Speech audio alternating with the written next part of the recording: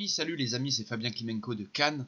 Voilà, je fais cette vidéo parce que beaucoup de personnes m'ont posé la question en privé et me demandaient depuis quand même maintenant pas mal de temps quelle serait la future présidente annoncée par Attali en 2022, sachant qu'Attali, avant l'élection de Macron, il avait dit qu'il connaissait la présidente d'après, qui serait élue en 2022. Ça a évidemment fait parler beaucoup d'internautes et de personnes qui se sont mis à penser immédiatement à Marine Le Pen ou à Marion Maréchal, chose que moi-même j'ai longtemps prise avec des pincettes, mais c'est vrai qu'en ayant refait là récemment le thème de Marion Maréchal Le Pen, on voit que pour la mai 2022, elle subit des extraordinaires alignements, tout comme Natacha Polony, à ce que j'ai regardé. Donc il est vrai que ma préférence va pour ces deux personnes, même si Ramayad et Marine Le Pen pourraient faire partie de ces personnes. Il est évident que Polony et Marion Maréchal Le Pen ont de gros potentiels de par leur jeunesse, de par leur thème de naissance, etc. Il faudra voir comment la situation évolue et si les choses ne changent pas, c'est possible que Macron repasse en 2022, même si les aspects ne sont pas favorables et que ça pourrait indiquer un chaos, et que peut-être qu'il passerait via des voies pas forcément démocratiques ou légales. Il pourrait le faire en changeant la constitution ou en provoquant un chaos social en France. Néanmoins, je pense que même si les choses risquent de s'enliser entre les deux étés de 2020 et 2021, je ne pense pas que la France va tomber en guerre civile et que ça soit le chaos total.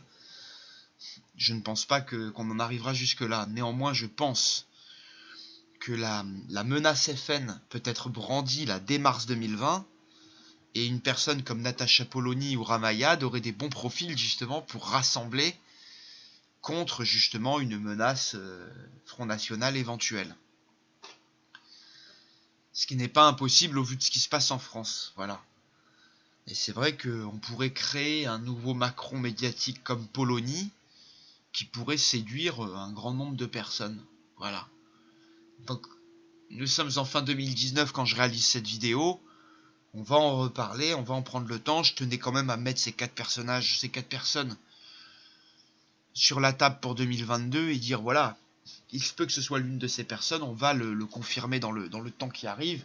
Les événements vont peut-être nous confirmer ou nous infirmer cela. Peut-être que d'ici mi-2020, il y aura une nouvelle personne totalement étrangère à ces quatre qui va émerger sur la scène politique française, peut-être pas. Et c'est vrai que moi, ma préférence, elle irait sur ces deux personnes de gauche. Maintenant, on va regarder ça. Hein. Il est évident qu'il va y avoir mars 2020 entre-temps, et que je pense que mars 2020 va amener une menace Front National, qui devra être combattue. Et le pouvoir aura 2 ans pour amener un candidat. Autre que Macron, une espèce de troisième voie. Et si c'est pas quelqu'un qui fait partie des Verts ou de l'écologie, c'est vrai que on pourrait avoir une de ces quatre personnes, dont peut-être une de ces deux outsiders. Parce que pour l'instant, tout le monde met le numéro 2 ou la personne contre Macron, on les met chez les Le Pen. Mais attention, un changement du jeu pourrait survenir entre 2020 et 2021,